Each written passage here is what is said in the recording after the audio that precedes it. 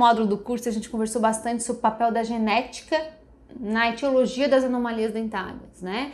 Que elas vão interferir diretamente em algumas maloclusões. Assim como a gente também vai ter a oportunidade de conversar sobre o papel da genética no crescimento e desenvolvimento da face do indivíduo como todo, da criança, né? Por isso também é importante que na anamnese a gente tenha algumas perguntinhas relacionadas às maloclusões que apresentam o fator genético como fator etiológico.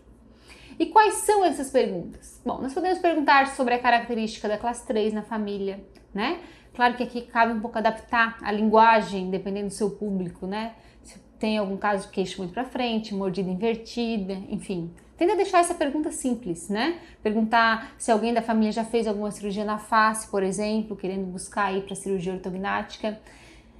Porque essa pergunta relacionada à classe 3 é muito importante. Muitas vezes essa característica da classe 3, a genética familiar, é o que vai determinar se a gente vai intervir ou não naquele paciente em crescimento, né? Porque o paciente infantil nem sempre é fácil identificar o padrão 3. Então, a característica genética familiar às vezes nos determina isso.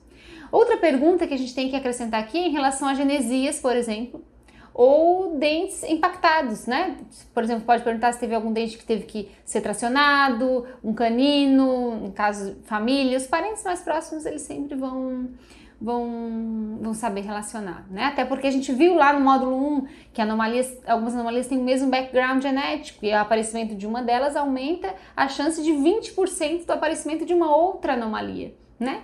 Molares em infroclusão, agenesias, microdontias, desvios de premolares, né? Distangulação de premolares, enfim.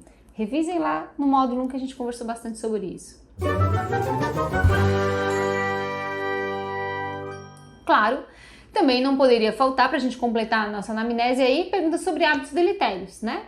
Se a criança foi aumentada no peito, aí a gente consegue entender o estímulo que aquela criança teve nos primeiros anos de vida, relacionados à sucção e deglutição. A gente vai conversar em seguida sobre a maturação da função oral aqui nesse módulo e discutir um pouquinho mais sobre esse processo de deglutição. O que mais? Perguntas também relacionadas à chupeta, à madeira, né? E por quanto tempo, ou hábito